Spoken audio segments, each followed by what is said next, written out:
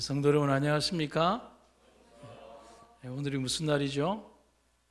다 같은 화요일이고 또 그런 날이지만 또 시작할 때 딱 1월 1일이 되거나 혹은 마칠 때 12월 31일이 되면 좀 남다른 의미가 있는 것 같습니다.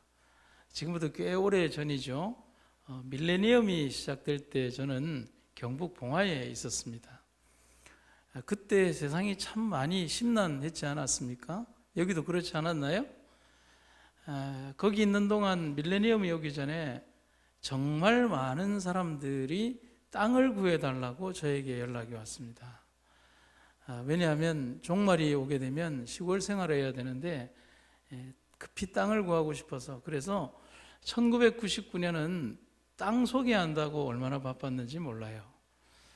그래서 교인들도 불안해하고, 그래서 밀레니엄이 올 때 12월 31일인가요? 그때 교인들도 좀 싱숭생숭하고, 그래서 정 마음이 불편하면 우리 그냥 교회에 있어 보자, 교회에서 그냥 철야 기도회를 해보자 라고 했습니다. 그래서 하도 불안해하니까 교회 와서 저녁 먹고 그 다음에 1월 1일을 그냥 교회에서 맞이하자, 그렇게 해서 예배 드리고 찬미 부르고 하니까 굉장히 은혜스럽고 불안함도 사라졌어요.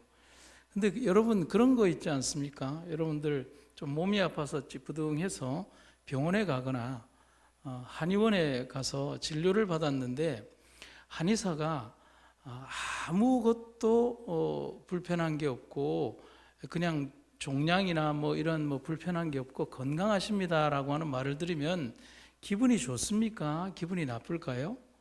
대부분의 사람들은 기분 나빠합니다.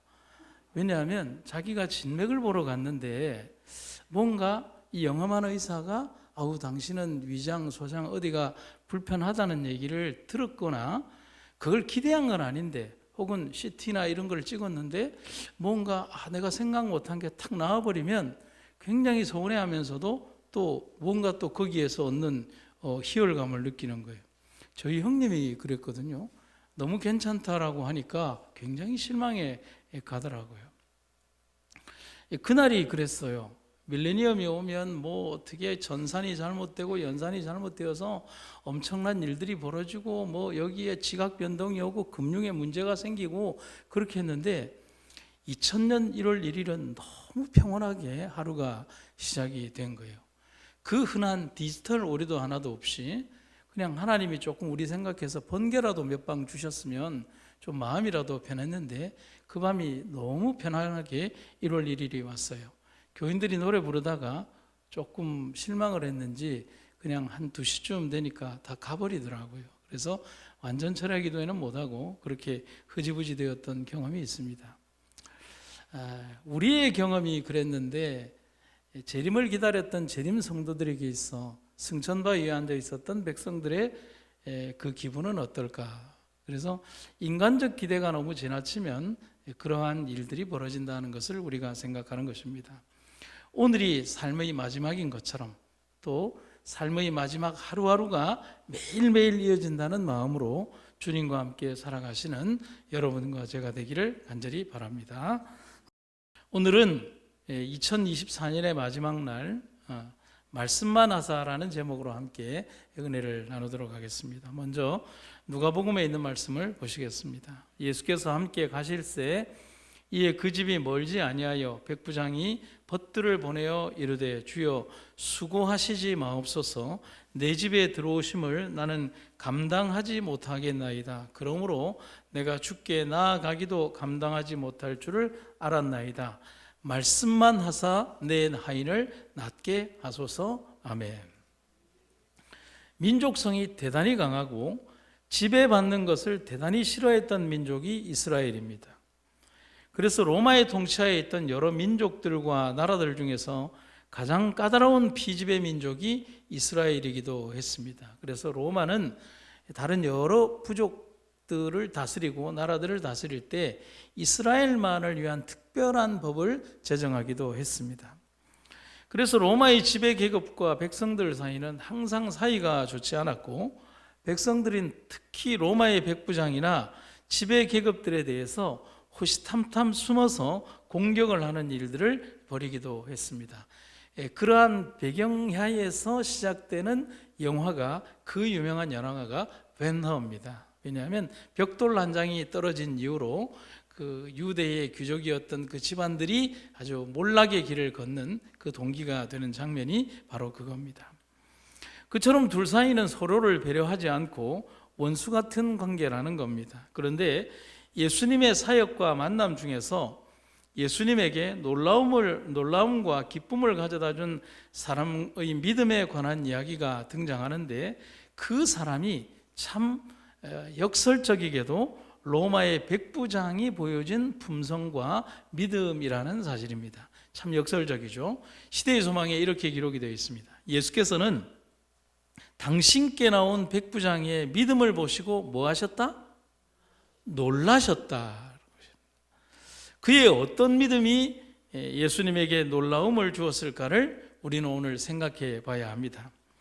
또한 예수님에게 놀라움과 기쁨을 가져다 준 믿음의 모습을 통해서 오늘 우리는 왜 예수님에게 놀라움과 기쁨을 주는 신앙을 하지 못하는가에 대한 각성도 생각을 해봐야 하겠습니다.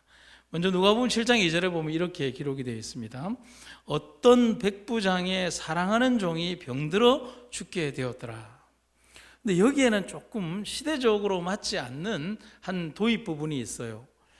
종과 백부장인데 그런데 그 백부장이 종을 사랑한다는 표현이에요. 그래서 좀 줄여서 말한다면 종을 사랑하는 백부장이라는 표현이 맞겠죠.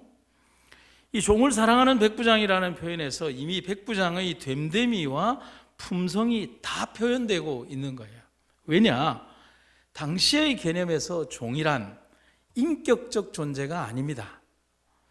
종은 사고 파는 물건이고 젊고 혈기가 왕성할수록 가치 있는 물건이고 노동의 가치가 상실되거나 나이가 들거나 병이 들면 소용처가 필요 없는 짐승과 다름없는 존재였습니다. 오로지 노동의 가치에서 얼마나 그 기대치에 부응하느냐에 따라서 값이 정해지는 물건일 뿐이라는 것입니다.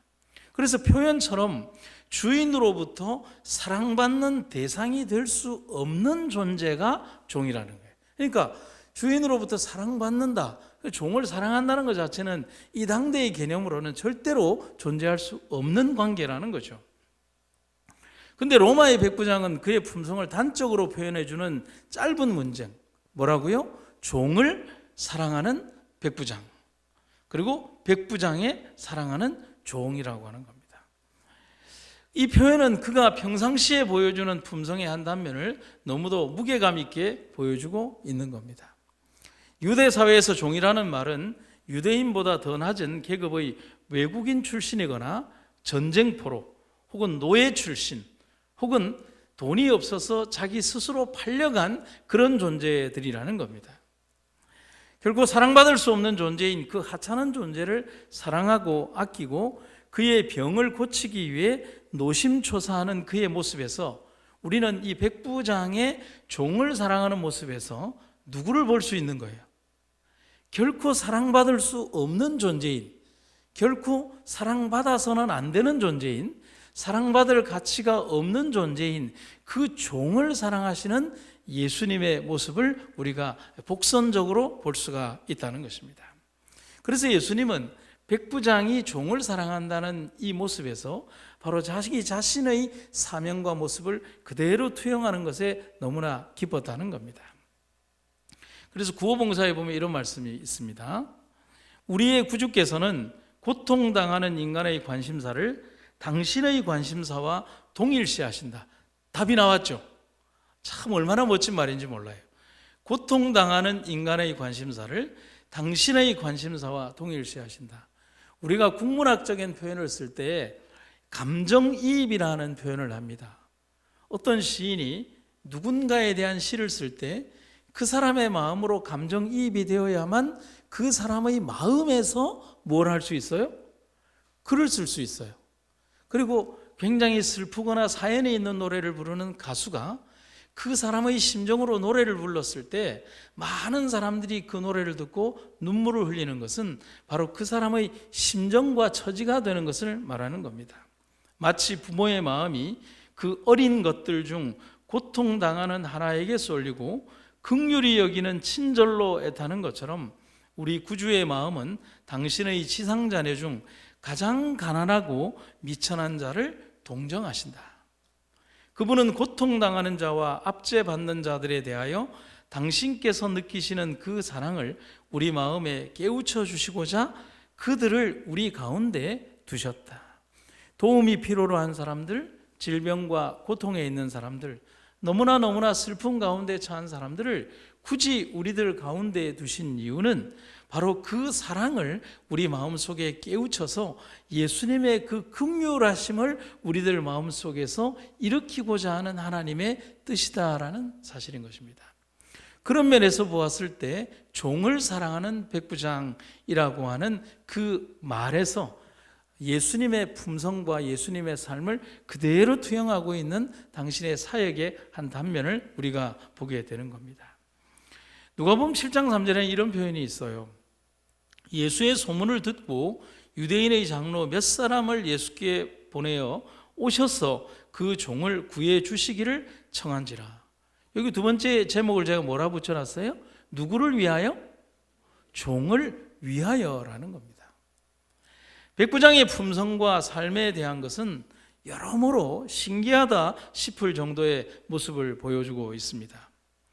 두 번째 장면은 그가 예수님에 대한 소문을 듣고서 자신의 종을 고치기 위해서 예수님에게 기별을 얻는 장면입니다. 여러분, 누군가에게 부탁할 때는 어떻게 해야 합니까?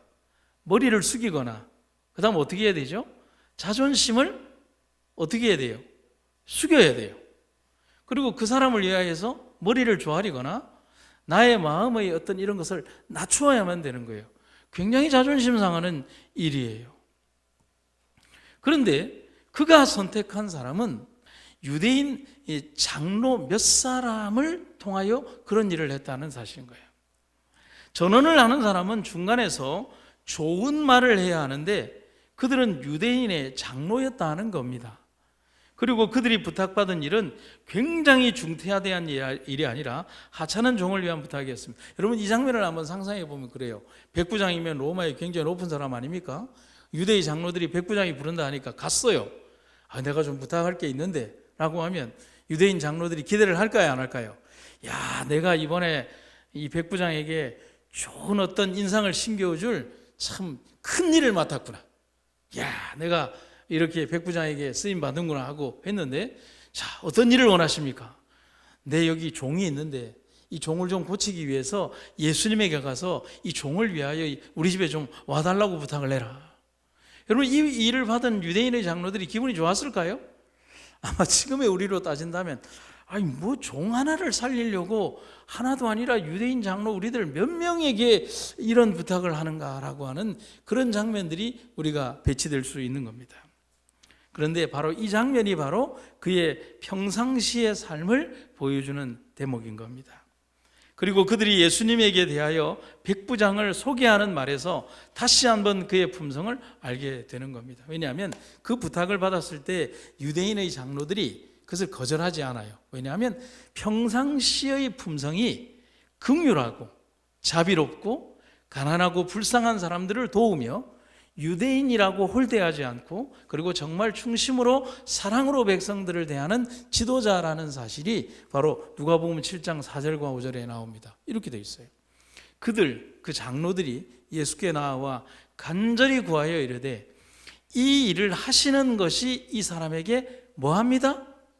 합당합니다. 여러분, 이 말을 누가 하고 있는 거예요? 유대인의 장로들이 누구를 위해서? 로마의 백부장을 위해서 하는 말입니다. 그가 우리 민족을 뭐하고? 사랑하고 또한 우리를 위하여 회당을 지었습니다. 그가 어떤 일을 했냐면 우리 민족을 위하여 정말 지대한 관심을 말하면서 그가 비록 로마 사람이었지만 우리를 위한 회당을 지어주는 열정과 믿음과 사랑과 동기가 있는 사람이 바로 백부장입니다. 그러니까 그의 부탁을 좀 들어주십시오. 그래서 여기 보면 간절히라는 이 표현을 보게 됩니다. 유대의 장로들은 백부장의 부탁을 받고 예수님에게 그냥 습관적이거나 혹은 인사치레로 한 게 아니라 정말 간절하게 예수님에게 부탁했습니다. 그런데 여기에 백부장은 동행하지 않았습니다. 장로들만 간 그 만남에서 백부장의 종을 위해 간절하게 부탁하는 이 모습은 이 백부장의 품성에 대한 가장 객관적인 평가라고 하는 겁니다. 만약에 백부장이 동행했다면 이 평가가 제대로 된 평가가 아닐 수가 있겠죠. 그런데 백부장이 동행하지 않았음에도 유대의 장로들은 정말 간절한 마음으로 백부장의 간청을 예수님께 전달하는 것을 보게 되는 겁니다. 곧 백부장의 마음을 보여주는 장면이자 백부장에 대한 그들의 마음이 보여지는 장면이기도 합니다. 이 세상을 살아가며 우리는 세상에서 그 사람들에게서 어떤 모습으로 비춰지고 있습니까? 우리가 세상을 향해서 그들에게 대하여 정말 사랑을 베푼다고 하는데 그들은 정말 우리의 그 사랑 베품과 그들을 향한 동기에서 진실한 사랑의 동기를 보고 있을까요? 아니면 그냥 거칠에만 그런 우리의 껍데기 모습만을 보고 우리에게 대하여 평가를 할까요? 그들이 백부장과 같은 마음으로 그렇게 간절히 구한 이유를 성경은 이렇게 말해주고 있습니다. 그가 우리 민족을 사랑하고 또한 우리를 위하여 회당을 지었습니다. 참 대단하지 않습니까? 그래서 치료봉사에 보면 이런 말씀이 있습니다. 유대인들의 형식주의에도 불구하고 이 로마인은 그들의 종교가 자기의 종교보다 우월하다는 것을 확신하였다. 그는 정복자와 피정복민을 분리시켜 놓은 민족적 편견과 증오의 장벽을 이미 헐어버렸다. 그는 하나님께 예배하는 일을 존중하였으므로 그분께 예배하는 유대인들에게 친절을 나타냈다. 그에게 전해지는 소문을 들었을 때 그는 그리스도의 교훈에서 영혼의 피로를 채워주는 진리를 발견하였다. 정말 대단한 장면이에요. 단순히 그를 치료자로서의 모습이 아니라 정말 그는 진리를 전하는 구세주라고 하는 그 사실에 대한 확신이 누구에게 있었냐면 바로 이 백부장에게 있었다는 사실입니다. 누가복음 7장 6절에 보면 이런 그 장면이 세 번째 장면이 등장합니다. 예수께서 함께 가실새 그의 이에 그 집이 멀지 아니하여 백부장이 벗들을 보내어 이르되 주여 수고하시지 마옵소서 내 집에 들어오심을 나는 감당하지 못하겠나이다. 여러분 이 장면도 좀 이상해요. 여러분 이 장면은 정말 이상하지 않습니까? 아주 독특한 장면이에요. 확실히 백부장의 믿음은 그 당시 그들의 믿음과는 전혀 다른 차원을 보여주고 있습니다. 그리고 현재의 우리들이 가진 믿음보다 더 고귀한 믿음을 이 백부장이 보여주고 있습니다. 백부장의 요청에 예수님은 발길을 돌려 백부장의 집으로 갑니다. 왜냐하면 와달라고 요청을 했으니까. 그런데 예수님이 오신다는 소식을 듣고 정말 집으로 오신다는 소식을 듣자 백부장이 집에서 쫓아나와서 백부장이 예수님에게 이렇게 말을 하는 겁니다. 인사를 하고 집에 오시지 마십시오. 아니 집에 가야 종을 고칠 거 아닙니까? 그가 집에 오시지 말라는 이유는 두 가지였습니다. 첫 번째 이유는 저는 주님을 저희 집에 모실 만한 자격이 없는 사람이라는 겁니다. 그게 첫 번째 이유고 겸손한 고백이었고, 두 번째 이유는 주님께서는 말씀만 하십시오. 그러면 제 종이 나을 것을 내가 믿습니다 하는 것입니다. 그는 겸손했고 그는 확신했습니다. 능력의 주님을 내 집에 모실 수 없을 만큼 나는 더러운 죄인이며 부족한 사람입니다. 하지만 당신의 능력은 확실하게 믿습니다. 당신의 능력은 어디에 계시든지 당신이 원하시는 것을 이루시는 것을 내가 믿습니다. 그래서 그가 그렇게 말한 겁니다. 말씀만 하사, 어떻게 해요?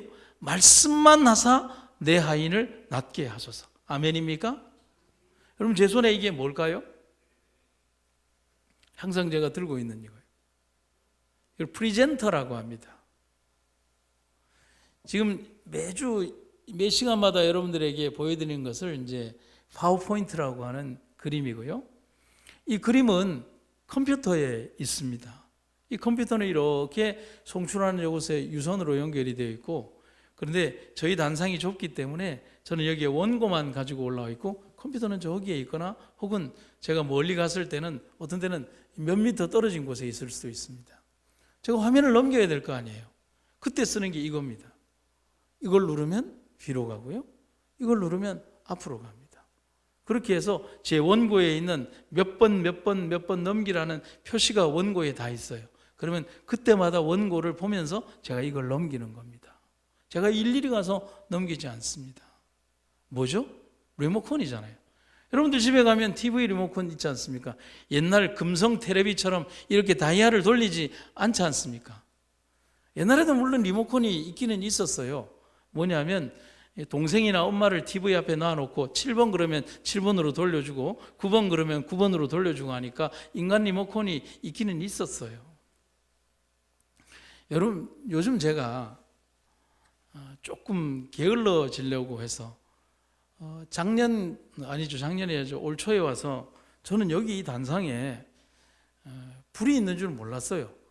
그래서 항상 설교할 때마다 뜨뜻해서 희한하다 하고 언제 한번 들은 기억은 나는데 저는 잊어버린 거예요. 그런데 그 다음 달 전기요금이 날 때까지 한 달 내내 여기에 불이 와 있었던 거죠.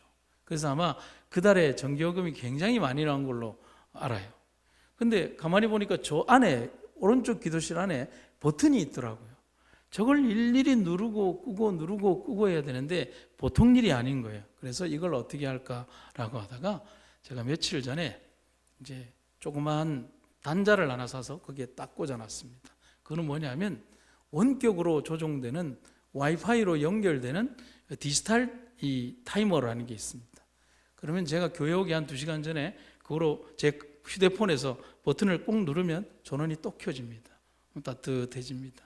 그리고 집에 가서 제가 버튼만 하나 누르면 또 꺼집니다. 그렇게 해서 조절을 하고 있습니다. 그런 거예요. 여러분, 원격이라고 하는 것은, 여기에서의 원격은 방금 말한 디지털적인 것과는 다르지만 원리가 그런 거잖아요. 굳이 가지 않아도 하실 수 있다는 거예요. 여러분 믿으십니까? 왜 아멘이고밖에 안 나요? 여러분 믿으십니까? 그렇잖아요. 예수님께서 말씀만 하시면 우주의 끝에 있는 그것도 변화시킬 수 있는 것처럼, 말씀으로 우주와 삼라만상을 만드실 수 있는 것처럼, 겨우 몇 발짝 안 되는 그의 집에 있는 종을 향하여 예수님께서 여기서 말씀만 하시면 내 종이 낫는 것을 아는데 굳이 죄인의 집인 우리 집에 예수님께서 오셔야 하겠습니까? 와, 이건 너무나 대단한 믿음 아닐까요? 예수님께서는 예수님의 공생의 사역 중에서 이런 말 하는 사람 딱 한 사람 본 거예요.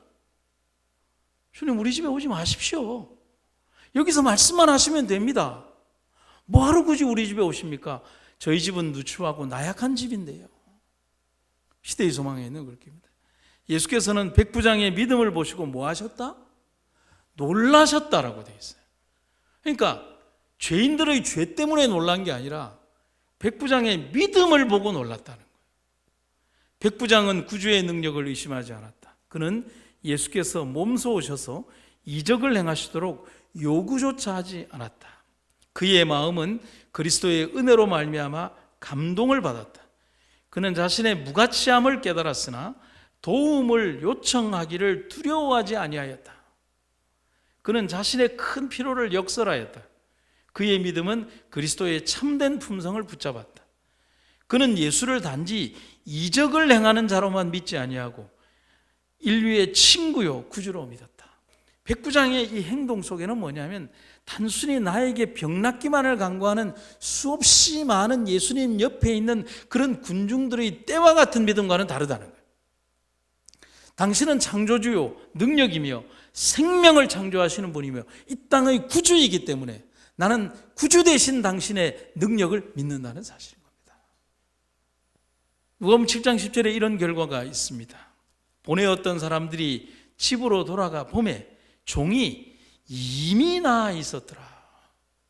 여러분, 여기에서 한번 봅시다. 마태복음 8장의 기록에서는 백부장이 직접 예수님의 앞으로 나왔다라고 기록을 하고 있고, 누가복음 7장에서는 동일한 이야기에서 예수님과 백부장 사이에게 유대의 장로와 백부장의 소식을 전달하는 벗들이 등장을 합니다. 약간의 차이가 있습니다만 결과는 동일하게 말하고 있습니다. 특히 한 단어, 여러분 여기에서 여러분들이 꼭 기억해야 되는 단어가 뭘까요? 한번 찾아보시죠. 오늘 제가 무엇으로 여러분들에게 마무리를 할까요? 임의라는 단어입니다. 부사예요. 이 임의에 모든 답이 나와 있는 거예요.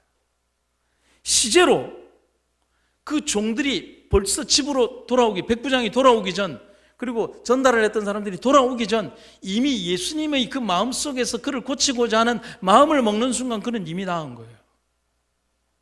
그의 믿음이 전달된 순간, 아니 그 이전부터 그 믿음을 이미 보신 예수님은, 여러분 여기에서 우리는 이 의미가 고침에만 적용되는 게 아니라 예수님께서 백부장의 믿음을 이미 보셨습니다. 아멘입니까?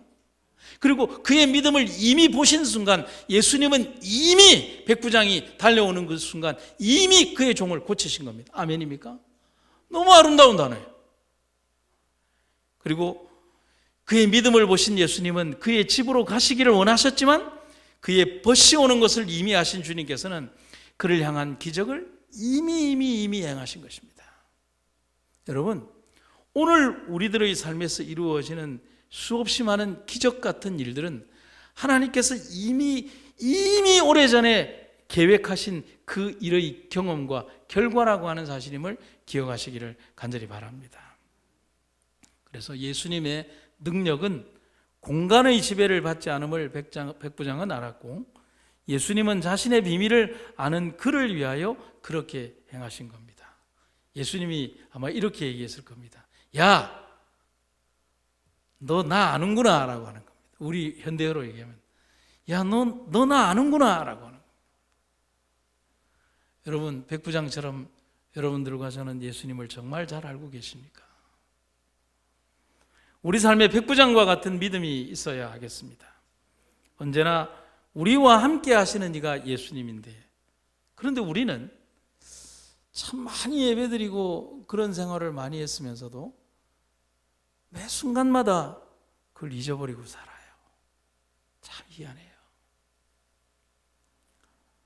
조금만 슬퍼도 잊어버리고, 조금만 힘들어도 그렇게 하고, 조금만 응답이 더디거나 인간적 관계에서 어떤 서운함이 있거나 삶의 여정에서 어려움이 있거나 말 한마디에 혹은 어떤 일들에, 그런 일들에도 자기의 믿음이 그렇게 연약해지는 모습들을 보는 거예요.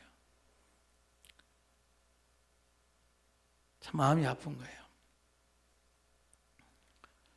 오늘 제가 마지막으로 찬송곡 하나를 좀 소개해 드리겠습니다. 그 찬미로 오늘 이 예배를 잘 기억하고 마무리하는 시간 되기를 바랍니다. 지금까지 지내온 것이라는 이 찬송가 가사를 생각하시면서 함께 부르고 제가 기도하도록 하겠습니다.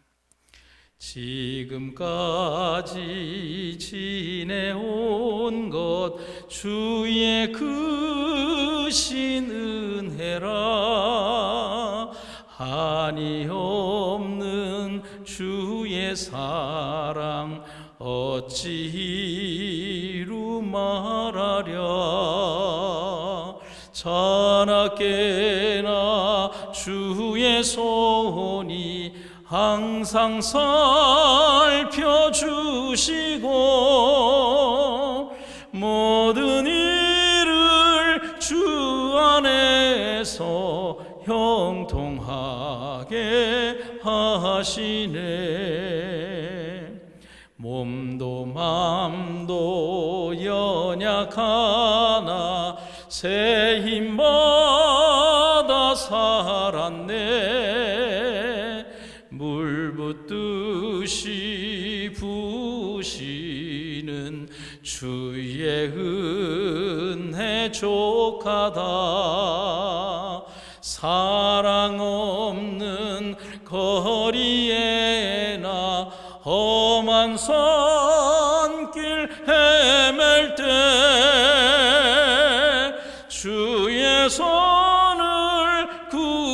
잡고 찬송하며 가리라. 주님 다시 배울 날이 날로 날로 다가와 무거운 짐 주께 맡겨 벗을 날도 멀잖네. 나를 위해 예비하신 고향 집에 돌아가 아버지의 품 안에서 영원토록 살리라. 지나온 생애 동안에 하나님께서 우리를 인도하셨음을 잊지 말고 주님의 크신 은혜 가운데 가는 우리가 되기를 간절히 바랍니다. 하나님께서 허락하셨던 1년을 감사하고 허락하실 1년을 고대하고 감사하는 우리가 되기를 주님의 이름으로 축원합니다. 기도하시겠습니다.